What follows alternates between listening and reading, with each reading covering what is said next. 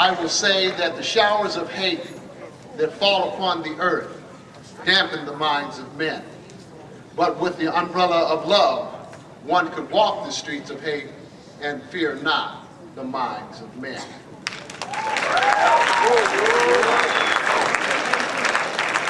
It is important that you feel good about yourselves, because if you and when you decide to look in the mirror, check it. It only reflects what it sees. It only reflects what it sees. And if you have a good, healthy self-image of you, that mirror will reflect a good, healthy image. Ladies and gentlemen, it is an honor to stand before you today. You guys know that I had the honor of introducing Dr. Elvita King to you before. She is the niece of Martin Luther King. It is indeed an honor to stand today and have the honor to say that Lou Gosset Jr. is more than just a television actor. He is a conscious man concerned about our future. And ladies and gentlemen, you are our future.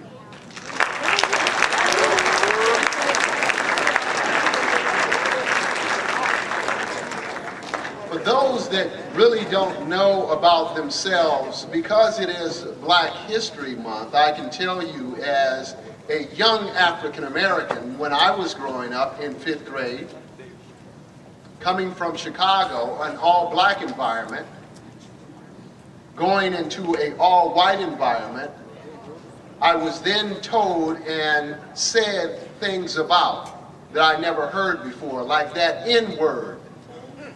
And that N-word wasn't because we were friends. It was because people did not know me. But I can tell you, I was armed with information about Negro history. Ladies and gentlemen, I knew about the contributions and the inventors, those who made a way.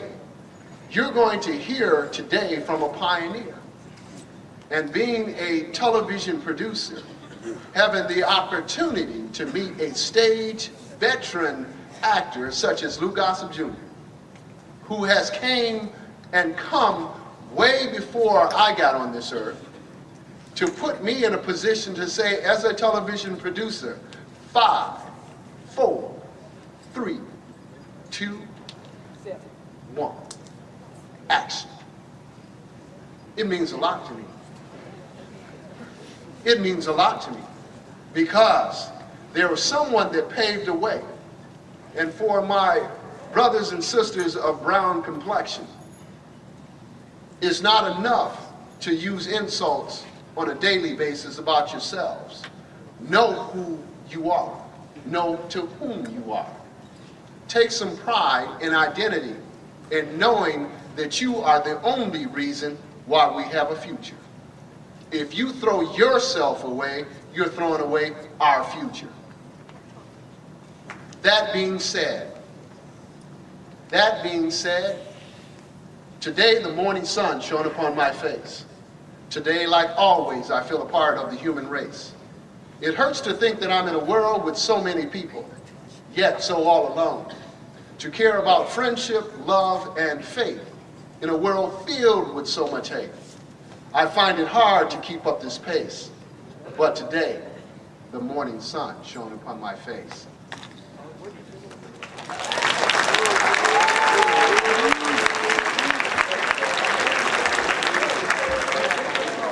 I wrote that poem in 5th grade. I wrote it in 5th grade because people hated me, and I didn't know why they hated me. Some hated me because of the color of my skin. Some hated me because of the character that I had. But most hated me from ignorance. Ladies and gentlemen, today we're going to break some ground. We're not going to have ignorance. We're going to have tolerance. We're not going to have hate. We're going to have love. We're going to have education in place of foolishness. Right now, I talk to many young people, and I can tell you it is not cool to go to school acting like a fool.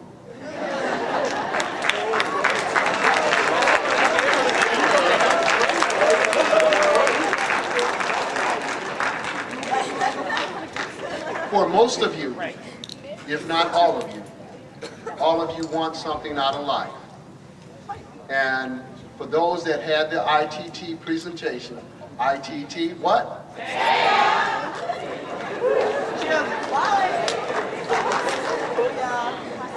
Thank you. It is indeed an honor to introduce to you a friend, a pioneer, someone that cares enough to join me and join your school and join your superintendent and join your teachers to say that stimulation, motivation, and encouragement is right here. Ladies and gentlemen, give a nice Oxnard round of applause for Mr. Lou Gosset Jr.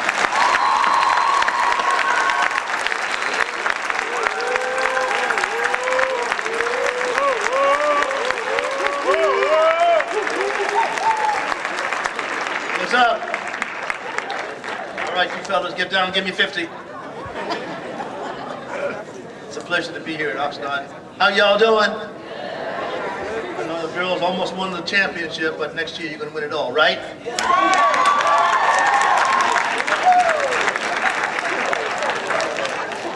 Now, first, before I, like the old President Nixon used to say, before I speak, let me say this. You got to repeat after me 3 times, so clear your throat. You ready? Repeat after me. There's no such thing as impossible. One more time. Wait a minute. Next. There's no such thing as impossible. Last time. There's no such thing as impossible, but you gotta convince me, all right? And I'm hard to convince. There's no such thing as impossible. Now I believe you. Now I can get on with it. Thank you. It's a pleasure. I'm gonna go back out here because I'm closer. It's a pleasure to talk to y'all. The day before yesterday, I was in Newhall talking to young people the same age in that high school system in 2 sessions. And I got some friends there too now. Hopefully I leave here with friends when I go home from you. Now you guys watch television, don't you? You sometimes read the newspapers and you know what you hear on television about the news about Iraq. You know about all kinds of wars, don't you? You read about the gangbangers and the shootings and people in Hollywood and the marriages, you hear about all of that. And we learn from the movies and the newspapers, and they try and convince us that the most important commodity on this planet is oil, right? That's why they're over in Iraq, and that's why they're fighting over this oil. The other headlines say the most important thing is gold. The third thing they say is, of course, money. The one with the most money runs the rules, right? Right or wrong? Okay, the one who has got the biggest guns, they run the streets in the world, right? Wrong. The number one, now you gotta listen to me now. If you don't care to, that's okay, but listen if you care. The number one, most important commodity on this planet is you. Why? Because you're the future. And how you grow up and take over, that's how the world is going to be. So I'm here, personally, after all these years of acting, to transmit to you that it's important for me to at least give you some kind of lessons. If you're going to take over, then you are. To clean up the insides of your act, so that when you assume your positions, and hopefully your presidents and lawyers and doctors and teachers and mothers and fathers, that I pass on personally to you only the good, so that you can pass on to your children only the good. So all those problems that you read about slowly in God's time disappear. So if I plant that in you, and you're the most important commodity there is on the planet, guess who's the most important person there is in this room today to help teach you that? Who are they? Those teachers. All the teachers have an awesome responsibility to transmit what they know to you to make you responsible citizens. I know you don't look at them sometimes when they scream and yelling at you, because they got to be a mother, a father, a policeman, a doctor, a nurse, and a bodyguard before they get to teach you. So give them a break.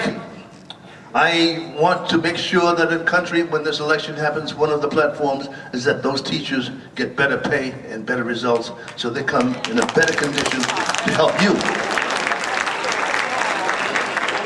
So now the most important commodity not only is you, but the teachers who teach you. Now before you get to school, maybe some of you don't have full households, but before you get to school, like this young man who introduced me, he went to school with knowledge that his family gave him, so he was ready to learn.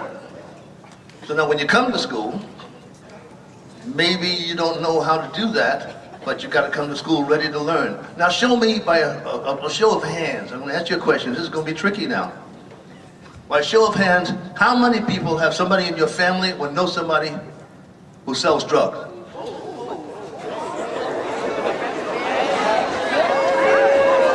Right? All right.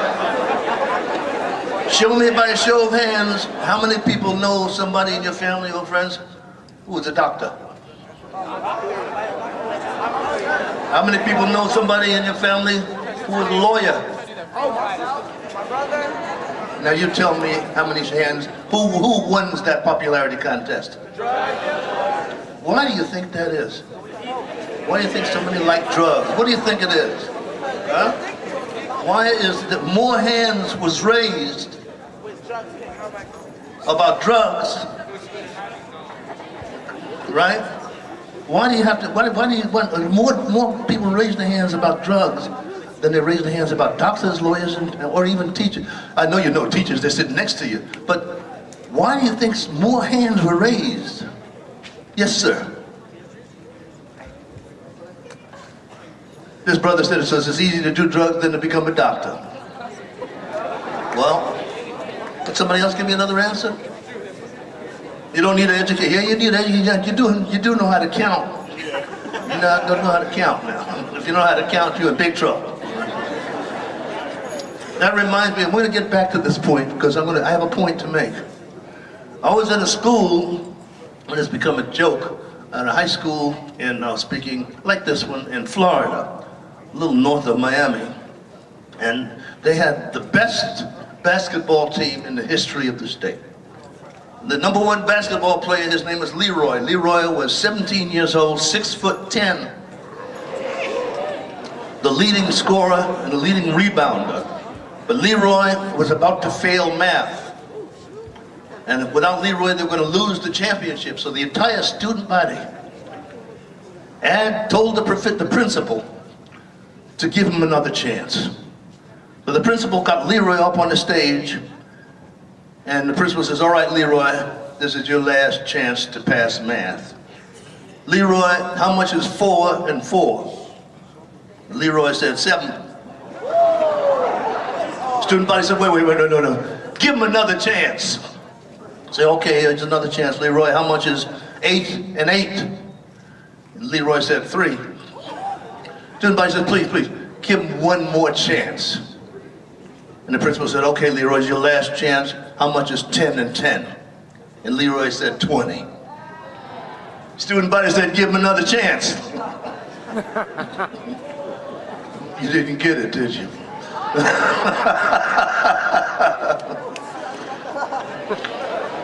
Oh, I hear a rumble in the rain. Yeah. You got it, didn't you? Leroy didn't play in that championship. Okay, now let's get a little, let's take, you got it, huh? The math teacher got it, I know that. We talk a lot in our homes about what's happening. There's a movie out called Daddy's Little Girls. How many people saw that? No, somebody's got to go to the movies. And what it is about, you ready? What it's about is about this man coming out of jail, getting his little girls back. And the neighborhood, taking the neighborhood back from the crack dealer. Now, Tyler Perry, a very intelligent man, saw, you know who Martin Luther King Jr. was, right? So down the street, he has the King Center, where him and his wife is buried, and it's for the Center for Nonviolence. And 3 blocks down the street, they're selling crack. So Tyler decided to do the movie on that street. It was called Auburn Avenue. And Auburn Avenue is a street of history, because that's where Dr. Martin Luther King, if you read about that, about our history, confronted Governor Lester Maddox on that street. And it was in the papers that he was going to jail, and he came out and did some more demonstrations, and eventually won.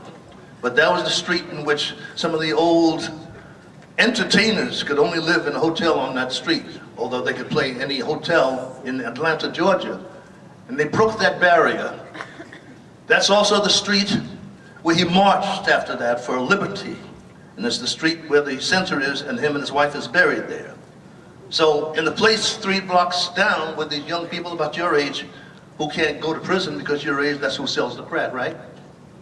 Anyway, they were selling it and they couldn't sell this crack. So we shot there.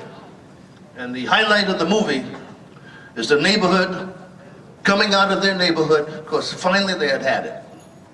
And there was a fight and a little riot. They were coming out with baseball bats and frying pans, beating up on the crack dealers. And while we were shooting, those young men, who are beautiful young men, by the way, they knew who we were, and they knew they'd seen my movies, Officer and Gentleman, and Dickstown, and Enemy Mine. And I sit down and I read history books. So one of them came up to me. You know how y'all sometimes dress with your head over here, and the bling bling, and the pants down here, and you kind of got your thing going. I love your brothers to death, by the way. They come up to me and they said, "What's that you're reading, Mr. Gosset?" And they called me Mr. Gosset, which flattered me, because I come from back in the day, you know. And I said, "Well, this is a book about history. It was about the West. And you guys know about Wyatt Earp?" How many people here know about Wyatt Earp? You know about Wyatt Earp, Bat Masterson and those cowboys. And they were dressed in black, and they killed the Clantons and the gunfight at the OK Corral, and they knew all about it. I said, well, the history about those men in the West, in early Arizona and California, Texas, the judge by the name of hanging Judge Parker, who hired some 25 or 30 men to tame the Western territories, and that's who the Marshals were. That's why they became very famous. And Wyatt Earp and Bill Hickok and Bat Masterson were very famous because of the movies. But the #1 most famous marshal in the West was this man right here. And nobody knows who he is. You see what he looks like. Now, in the profession that I work in, the movies, I had begged for some 15 years to play this man. His name is Bass Reeves. And they said it would never sell. Hopefully it'll sell now. But you don't know about your history, you African Americans, you Latins, you Filipinos.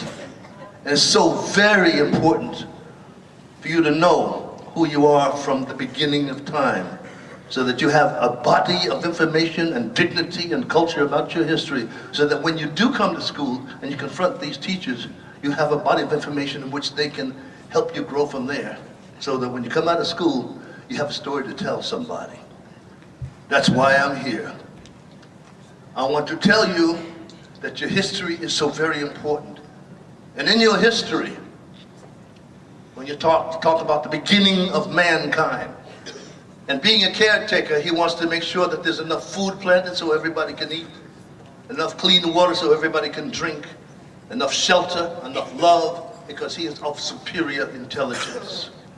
He gets that information from whom he calls God, or Buddha, or Allah, or Krishna, or whoever you want to call him, Muhammad. It's the same man.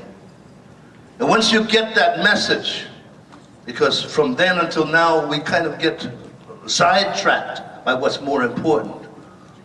But the bottom line with each and every one of you young men and women is that we are caretakers of this planet. And being caretakers means that we have to nurture the ground, the air, and one another. There's nobody here who is better than anyone else. And there's nobody here who is worse. So now we have, as you know from the Academy Awards and the newspapers, that our planet is in trouble. The number one problem is that there are not enough caretakers on the planet. So if that's the number one problem, in order to stop it, we need to stop all of our differences. The Crips and the Bloods, the Latins, the Blacks, the Whites, the Browns, the Yellows. Got to stop all of that little stuff in order to join hands and cooperate and save this planet. That's number one.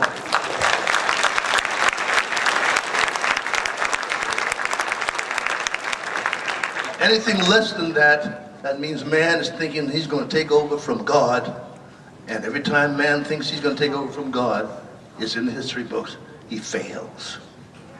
We say the Pledge of Allegiance every day, I bet you, in this school. Somewhere along the line, we say the Lord's Prayer of something, and we get on our knees and say it in due diligence. Then we get up, get out the door, and act another way. I know a whole lot of young folks say, God protect me today, blah, blah, blah, go out, get a gun and shoot somebody. That's a no-no. You must know that's a no-no. So I'm here to tell you that if you want to make it in whatever you want to make it, don't pursue the oil, the gold, the bling-bling first. Pursue your conscious, inside, internal contact with who is stronger than you. The only energy that's stronger than you is not of this planet. He's up there.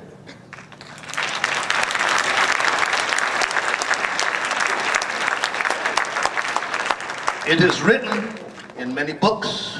It is written in the Declaration of Independence. It is written in the Lord's Prayer and in the Bibles, in the Quran, in the Talmud. It's written all across the way we should live. If you don't have a mother or father who's going to tell you that, then let it start with you. Telling yourself and your children so that by 1 or 2 generations, there's no more war. We cooperate to save this planet. We live together just like a team. That's my foundation. Every hand is there like the basketball team. 1, 2, 3, freedom. So, my love and respect for you and your generation, I'm here after all these years of being successful to pass on to you only good. And the only good I can think of is called an inside job before you even get to school. The inside job puts a light in you. If you got any designs to be jealous, or angry, or resentful, or envious, or greedy, or hate, that gets in the way of that light. So it's your job to get rid of it so you can get a clean, clear message and walk with a certain kind of pride. No matter where you come from, you belong here on this planet. And the person sitting next to you is your best friend and your neighbor, regardless of what anybody says. Regardless of what anybody says. And that makes that teacher and those teachers an easy way to go. Now, I'm going to ask you a couple of things one more time. There's no such thing as impossible. I don't believe you. One more time. I don't believe you. Okay, and I'm going to close with this. Repeat after me. I pledge allegiance to the flag of the United States of America and to the republic for which it stands, one nation, indivisible, with liberty and justice for who? Love you.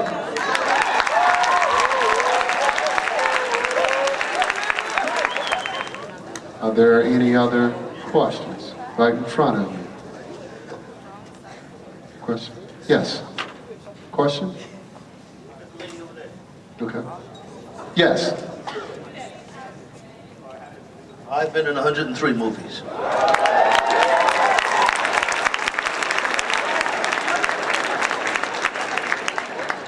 Yes, yes, ma'am. What was it? What? Where can I locate the film?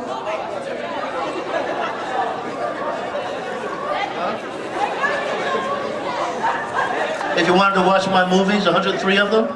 Oh, sure. You can locate them, well, some of them you can locate through the internet. Some of them you might be able to locate eventually from my website, which is going to be the Eracism website. But you can load it Blockbuster. You can get them online now. Dial in my name, they can locate them. If not, I'm gonna be upset if you can't locate my movie. There's a hand up there. Yes, sir. Yes, sir.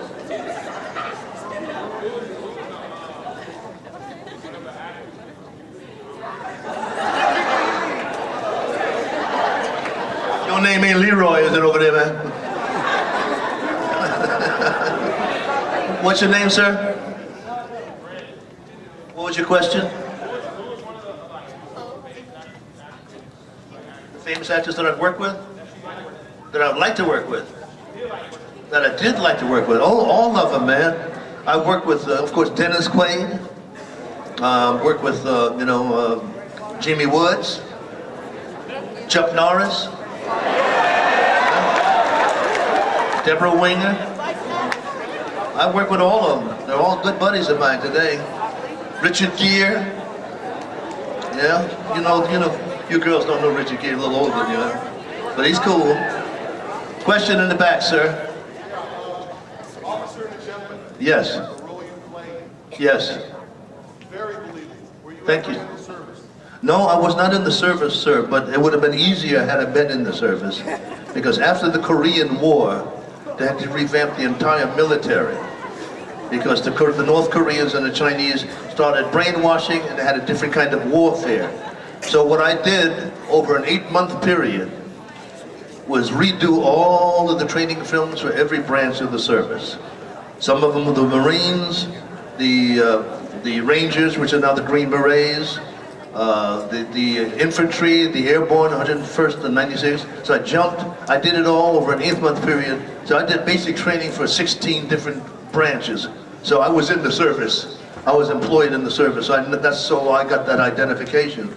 And then fortunately, for my life, had the Vietnam War broken out when I was in service, I would have been the first to jump.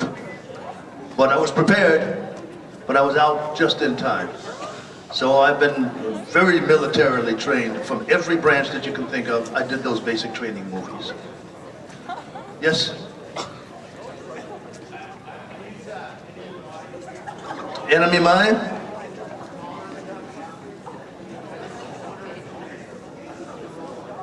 Well, I based the track on, and how many people saw Enemy Mine, so you know what we're talking about. Enemy Mine was a science fiction movie with myself and Dennis Quaid about an astronaut from America, from Earth, fighting against another planet, and I played a man called a Drac. The Drac was 95% aquatic and a serpent with lizard tails and lizard eyes and a bad temper. When he had a bad temper, he'd go, oh.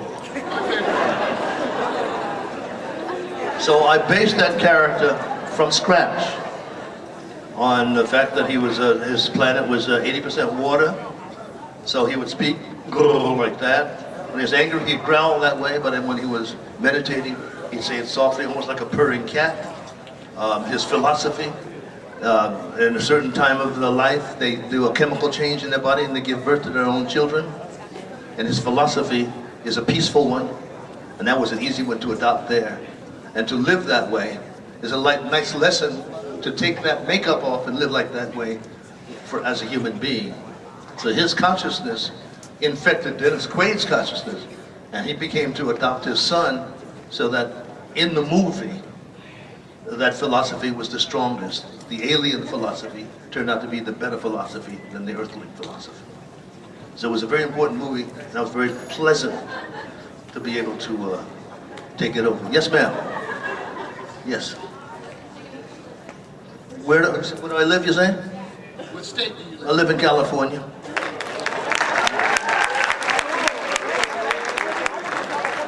Oh, there you go. My favorite role, just like the man said, is the character from Enemy Mine, because of what it stood for. Of course, another favorite role was Fiddler in Roots. Yeah.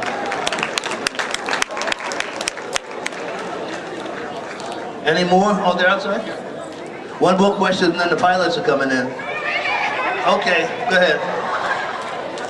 Go ahead, stand up, honey. I didn't hear you. It took a little bit more than a year to shoot all of those all the episodes of Roots, of my part of Roots. It took Roots about a year and a half to do all of it.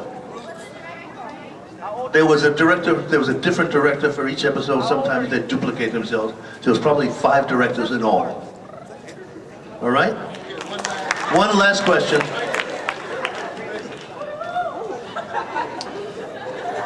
Oh, good question. How did I first get into the movie business?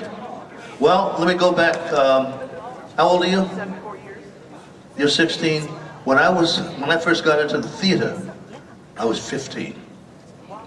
I was picked out of a school like this because there were no young African-American boys on Broadway. And one of my teachers was sensitive enough to say, they're looking for a young man to play a lead in this Broadway show called Take a Giant Step. Tell your mother to take you down there. What can you lose?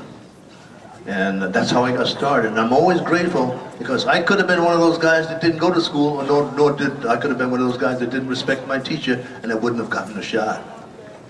You don't know what they have in store for you. So that's how I got started. I had not seen a play. I'm sorry? All thanks to all my teachers. And all thanks. Before I leave, I want you to get up for me and applaud all your teachers. Please. Give them their props.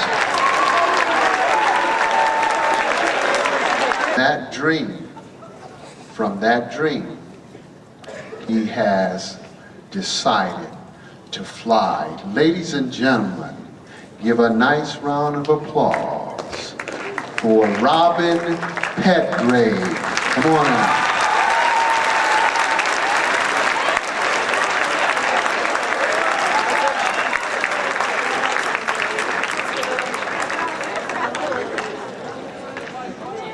How y'all doing? You know, I would have been on time, but flying here, I would have found it no problem. But on the ground, they got all these cars and trees and houses in the way, and I had to go around and stuff. I know where Rio High School is.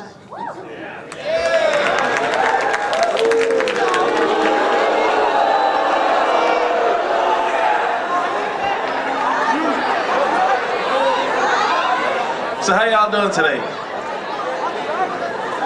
So y'all know this is Black History Month, right?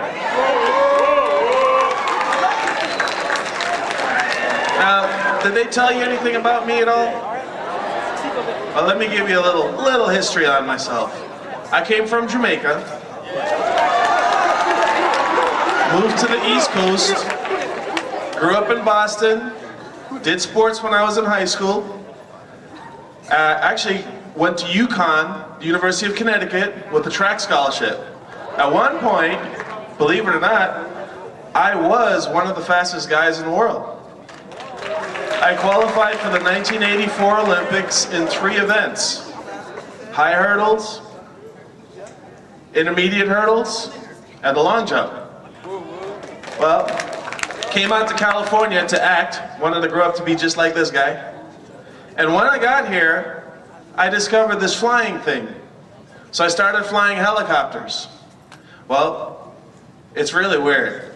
I started flying helicopters and I started teaching people to fly helicopters. Well, shortly after that, I started a company. I had $300, I started a helicopter company. By the time I was done with it, that helicopter company was doing $3.5 million a year. I had 16 helicopters, 12 airplanes, 5 limousines, big old stretch limousines. I had 20 rent-a-cars. I could literally drive a different car every day of the month and not drive the same car twice.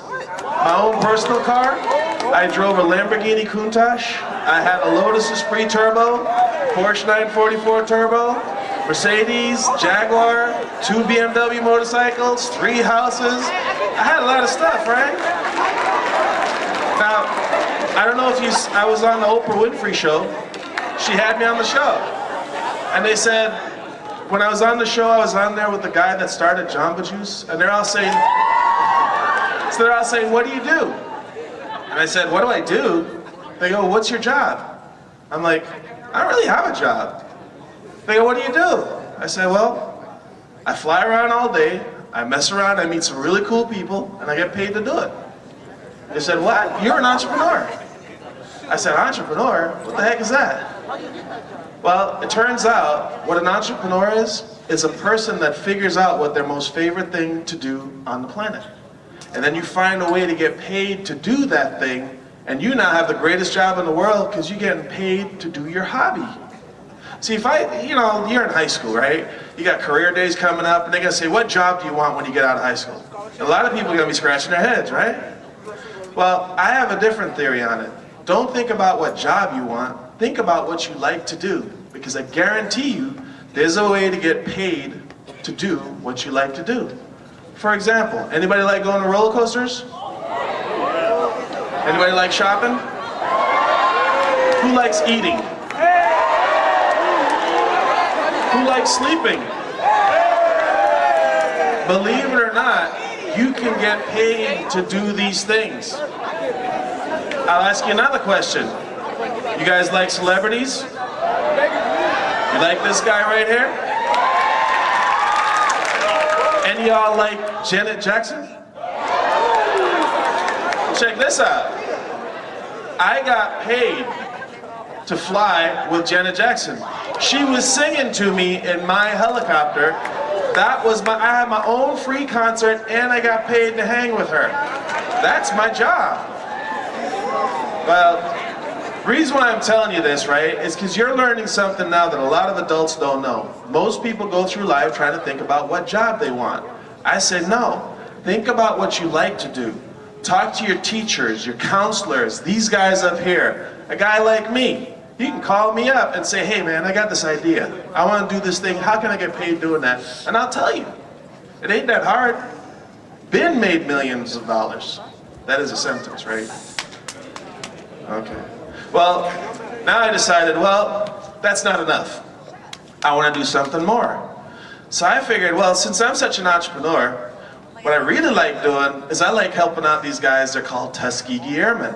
Any of y'all know who the Tuskegee Airmen are? The Tuskegee Airmen was the first African Americans that were allowed to fly airplanes in the military. It's when it was segregated. Black guys stayed on one side of the camp, white guys stayed on the other side of the camp. They did studies, the US government did studies that said that if you were black, you did not have the hand-eye coordination to pilot an airplane. Now, I don't know if they were watching the NBA. And I don't know if they've been keeping up on football. But I seen this brother named Kobe. He done some wicked things with that basketball. And you telling me that we don't have hand-eye coordination? That was back in the day where people were told if you looked a certain way, if you came from a certain area, if you were a certain gender, you weren't capable of doing things that other people were. Now, is that true? Well, these Tuskegee Airmen didn't believe it either. And they went down and did this experiment, and they trained, they learned, they did everything they had to do, and they protected the bombers during the war, World War II. And they're the only organization in the military that has never lost a bomber to enemy fighters. Now, you gotta put your hands together. See, if you don't know your past, you might not know your future. The Tuskegee Airmen, I really respect those guys. Because of their sacrifice, that's why I'm able to fly a helicopter. So I said, well, I really respect those guys. Other thing is I really like kids. You know, it's funny, I go around and talk to kids at different schools all the time, right? And I was at a group just like this. And I was talking to a bunch of kids, and they were paying attention just like you were. Funny thing, about 3 years later, I'm doing a music video. And the director of the music video comes up to me and says, hey man, I don't know if you remember me, you came to my school 3 years ago. You told me to start thinking about what I like to do. I followed your advice, I started putting my energy in that, and now I'm the director. This guy paid me over $3,000 to hang with him for a day. And he was just like you. So I'm like, well, if I tell you guys something, and you pay attention and it makes sense, and you actually do it, you're gonna be successful, right? So I'm thinking, well, I got all this money. I have all these houses, all this stuff, but I wanna do something more. Could you imagine if I could make my job making you successful? So I said, okay, well, how am I gonna do this?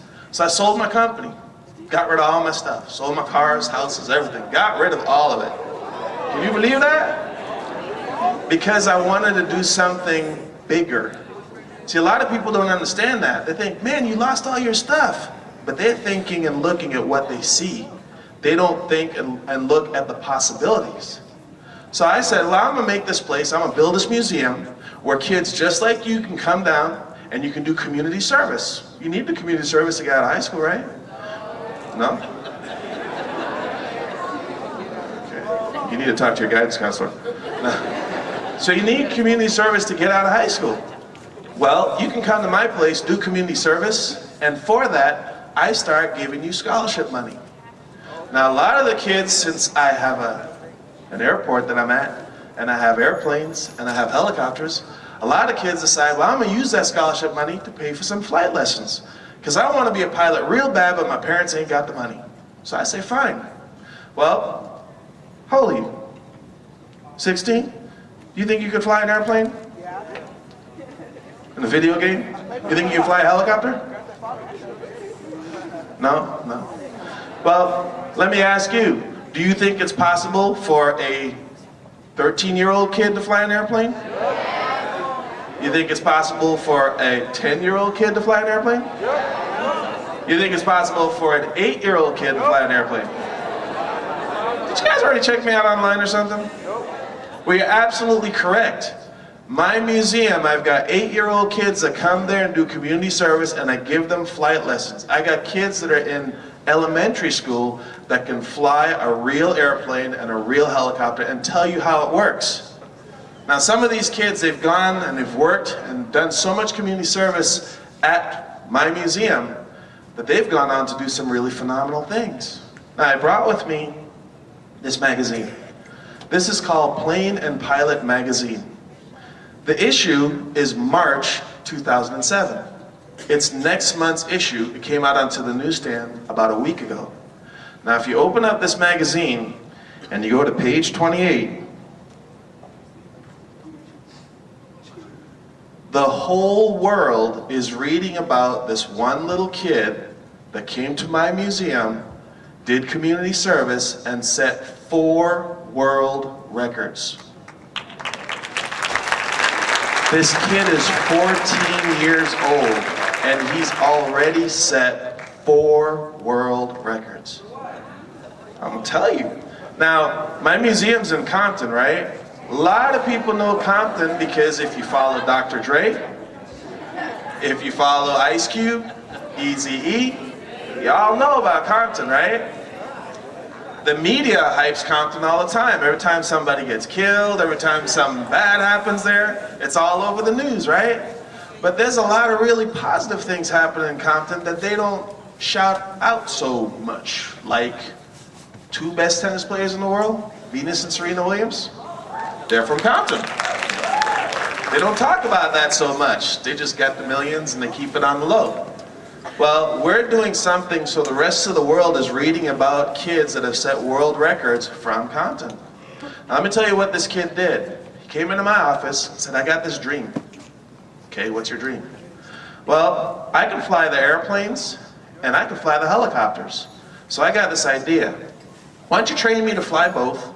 And I'm gonna take a helicopter and fly it up to Canada. Because in Canada, they let you fly an airplane or a helicopter by yourself when you're 14. In the US, you can get a license to fly it by yourself when you're 16. So this kid says, well, I'm gonna be 14, I wanna fly this helicopter up to Canada. So I said, all right, then what? Well, when I get up there, I wanna get my license to fly an airplane and a helicopter.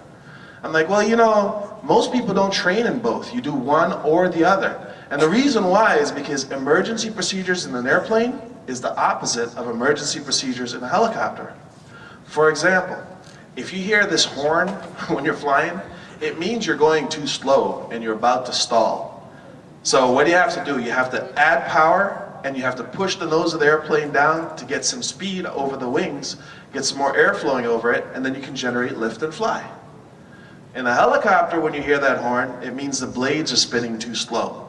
So you have to do the opposite. You have to slow the helicopter down and lower the power so the blades can speed up and then you can continue flying. So if you're training in both and you get confused and you do the one thing when you should have done the other thing, you're gonna have a bad day, a real bad day. But this kid thought he could do it. So I said, hey, I'm all about what you can do. You got an idea, you want to do something, you let me know, I'll tell you how we can do it. So, this past June, a few months ago, this kid got in a helicopter and flew it from Compton 1,000 miles north to Vancouver, Canada. I was sitting there next to him, reading the newspaper, playing with the radio. He flew it all the way up to Canada, and once he got there, he did all the Canadian requirements, passed the written test, did the medical, all the stuff, and actually got a license to fly an airplane and a helicopter. Now this is the trippy part. In one day, on the same day, it's not that, you know, this is African American History Month, right? So we're supposed to talk about the cool things that black people have done, right? Well, what this kid did wasn't the first time a black person has done it. This is the first time anybody has done it on this planet. So this kid got a license to fly an airplane and a helicopter by himself, solo, on the same day. Then when he was done, he flew the helicopter all the way back. And why is this story in here? Because this is Plane and Pilot magazine. They don't just take your word for it. They actually sent a reporter with us all the way back to make sure this kid flew the helicopter the whole way. And he did. They couldn't believe it. So they wrote a 7-page story in that magazine about us. Well, this kid has set 4 world records. The youngest African American to fly a helicopter internationally. The youngest African American to fly a helicopter round trip internationally. And the youngest African American to fly a helicopter solo. And the youngest person, the only person to fly a helicopter and an airplane solo on the same day. His name is Jonathan Strickland. Jonathan?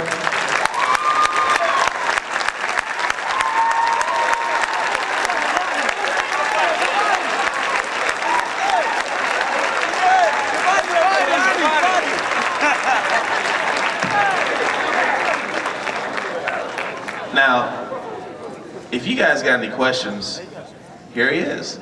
You know, the magazine is nice. This is going all over the world. People are reading it and they're hearing about him and they're getting inspired to start thinking about what is it you want to do.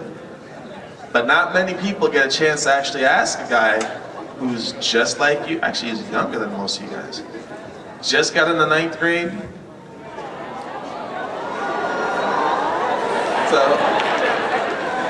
So This is a chance where if you guys want to ask a couple questions, feel free to do so. Anybody?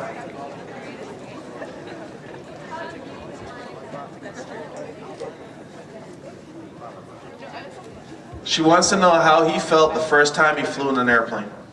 I felt like I was the king of the world.